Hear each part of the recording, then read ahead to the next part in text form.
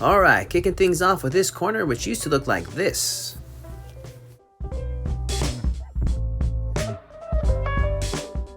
Now, I acquired this Raw playset about 2 months ago, and I absolutely love it. It's just an incredible piece to have in my collection. Just everything, just from the rails to the Raw ramp, and it just fits in nicely right there with that moment when McMahon and Bischoff gave each other a hug and got the commentator position. It's just an incredible piece, and it's just one of my absolute favorites. Now, I replaced the original ring that was with it because it was a lot bigger, and this one gives us a little bit more room. There I have Joey Styles as the timekeeper and commentator, ring announcer actually, and but it just gives it a little bit roomier feel, especially for the ring mats. And then we see another shot of more of my extra Jakks figures. Just a nice piece to have in the collection.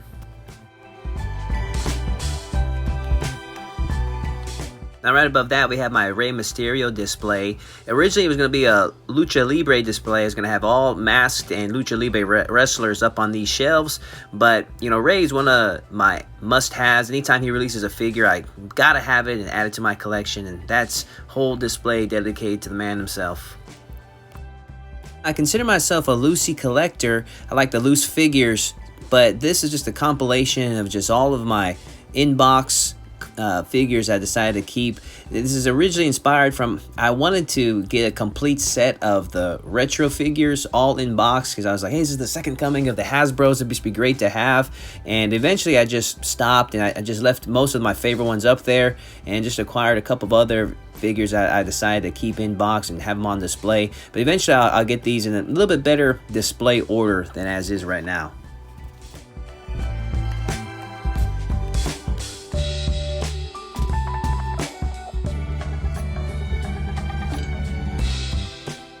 And then you see I have them all clumped together. Before I got the Raw set and had to put that backdrop up there, I originally was like, I'm going to cover this whole wall with all carded figures. But yeah, things change. And then these are just some more of my favorite Jakks classics I didn't fit up on the shelves on the west wall. I especially love this Atom Bomb and this Kona Crush, which are two rare Jakks figures I'm happy to have. And right here, I like this, was that Lazy Susan display of all of my Fiend figures, which is a pretty cool way to display them. Now, this table right here I recently put together in the last month, and so over the last couple of years I have just been slowly collecting all of the Legion of Doom figures I can and Demolition. And anytime I see those at a great deal, I just pick them up, even if I already have another set of them. Now, I had the Hasbro's Legion of Doom when I was a kid, and that was a collection from whenever I was, you know, from way back when. And the cool story about my Mattel Elite Road Warriors is I got them on Whatnot at a heck of a deal. This guy was just trying to get rid of his collection and got them at $61. That is crazy cheap. Now, the majority of my Demolitions collection was acquired over the last 1.5 to 2 years. My Hasbro's was from back whenever I had aspirations to complete the full Hasbro collection, but most of the Jakks Classics and the Mattels were over the last 1.5 years. These Jakks Classics I found on eBay, just waited out and found the right deal and picked them up at a good price.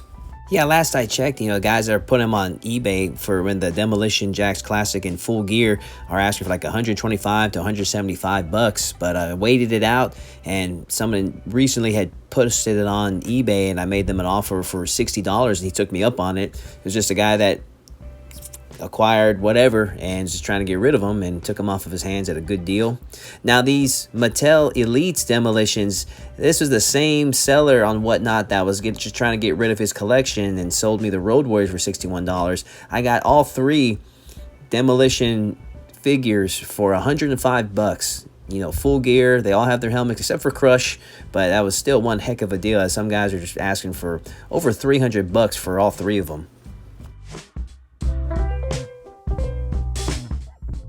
And that moves us along to my other favorite tag team of all time, the Outsiders, Hall and Nash. And the cool thing about the Hall and Nash display here is that I got Hasbro's, WWE Superstars, Mattel Elites, and Toy Biz versions of them, and then alongside a signed magazine from Kevin Nash. And so this table right here is dedicated to all my favorite tag teams.